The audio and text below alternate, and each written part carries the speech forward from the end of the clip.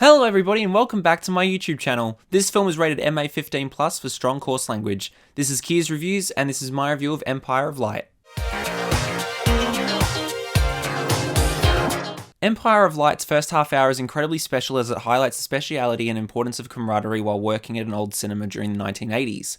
Usually films that are set in a cinema or are surrounded by the likes of it, I tend to enjoy them, and if I don't, it's a bit disappointing, but Empire of Light I found was a mixed bag. The first 30 minutes is insanely engaging and sets up a lot of story arcs for the characters to develop through, and the initial concepts of this film are very strong. However, once it gets past the half hour mark, the relationship between the two lead characters begins to grow, and personally I wasn't exactly enticed by their love for each other.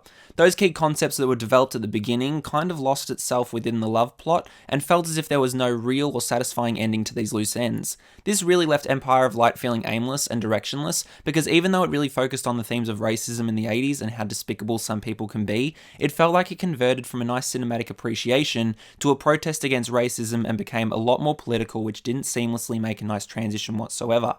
Even though the story was all over the place and never held a solid plotline, Olivia Colman is wonderful in her subtle yet captivating performance. She gives this character her all, and while this is one of the Oscar bait films, the whole film felt bland, so much so that you feel disconnected from it as an audience member. The runtime certainly didn't need to be 2 hours long, and the editor could have easily cut out half an hour of side plots that never ended up being resolved, and it would have made the experience a bit more intimate and entertaining rather than messy and directionless.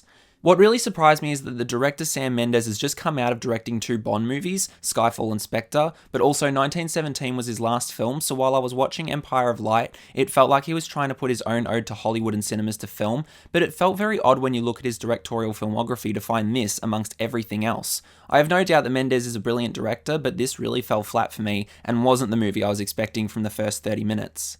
Empire of Light is a movie that is completely lost in itself, and while Olivia Colman's performance and the cinematography is gorgeous, it shifts its plot from an appreciation of cinema to a love that sparks disgusting racism and moves into becoming more of a political watch. If the film was edited down a lot more, I would have enjoyed it more than I did, but when the story is weak and follows seemingly no true direction, the whole experience falters. This definitely has its merits, and I really enjoy the moments spread throughout that are admirable, but once you get past the first half hour, it becomes extremely scattered, so I'm giving Empire of Light a 5 out of 10. Thank you all so much for watching. As always, be sure to subscribe to my channel and follow me on Letterboxd and Instagram for all of my latest movie reviews. This has been Kier's Reviews, signing off for now. Don't forget to like, follow, and obey.